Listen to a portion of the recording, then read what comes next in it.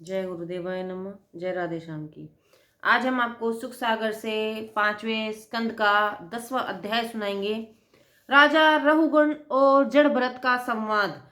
श्री सुखदेव जी बोले, हे राजा परीक्षित, एक समय सिंधु सोवीर देश के राजा रहुगुण अध्यात्म की शिक्षा ग्रहण करने के लिए कपिला आश्रम गए। मार्ग में उनकी पालकी का एक कहार कम हो गया। राजा ने कहा, यही कहीं से दूसरा कहार खोज लो। कहारों का सरदार एक कहार खोजने चला। उसे इशुमती नदी के तट पर जड़ भरत जी दिखाई पड़े। वह उन्हें पकड़कर मंत्रियों के पास लाया। मंत्रियों ने कहा, ठीक है, यह शरीर का मोटा ताजा कहार पालकी के योग्य है, जाओ इसे पालकी में जोत दो। कहारों ने भरत जी से पालकी उठवाया।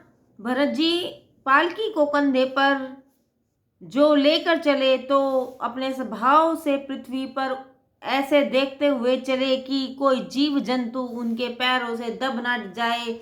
इस कारण कहारों के समान ही इनका पैर न पड़ता और पालकी हिल जाती, जिससे उसमें बैठे हुए राजा रहुगण को हिलने ढुलने में कष्ट होता। वे कहारों को बिगड़ते कि पालकी कैसे ले चलते हो, ठीक तरह से ले चलो। कहार अपने साथी भरत जी से बड़बड़ाते और राजा से कहते, महाराज, एक यह नया कहार ठीक नहीं चलता, जिससे आपको कष्ट हो रहा है।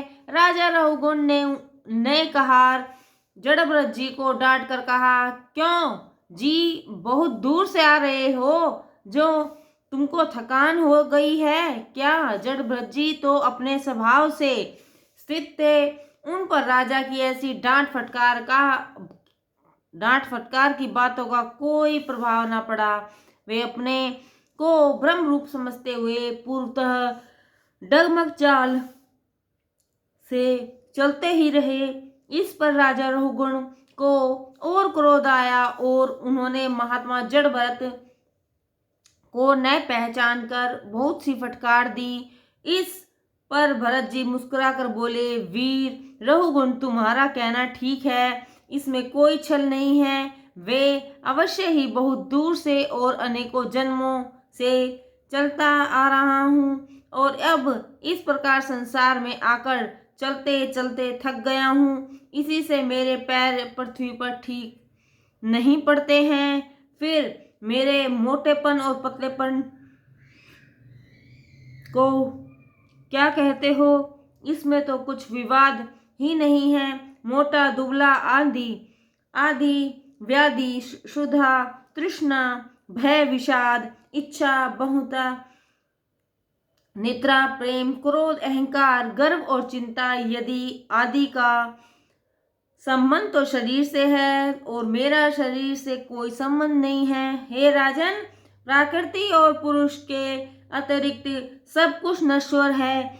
फिर तुम जो अपने को स्वामी और मुझे सेवक जानते हो, यह कोई स्थिर सिद्धांत नहीं है। अभी तू राजा न रहे तो यह संबंध उलट जाएगा। जैसा मैं हूं वैसा ही तू भी है। इससे अधिक मैं तुझे और क्या समझाऊं?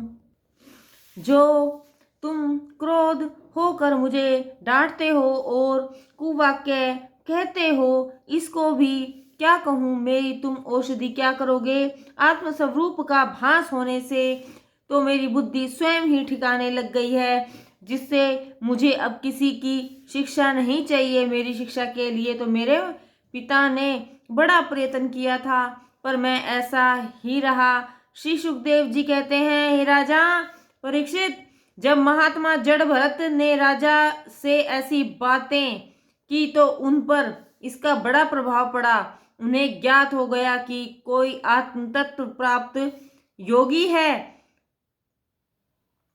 ये। अतः वे शीघ्र ही उनके चरणों में गिर पड़े और बोले, महाराज, मुझे क्षमा कीजिए, मैं आपको समझ न सका। आप महामुनि कपिल हैं या और कोई? अपना परिचय दीजिए।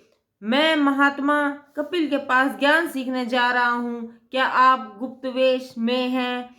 मैं वे ही हैं तो नहीं हैं।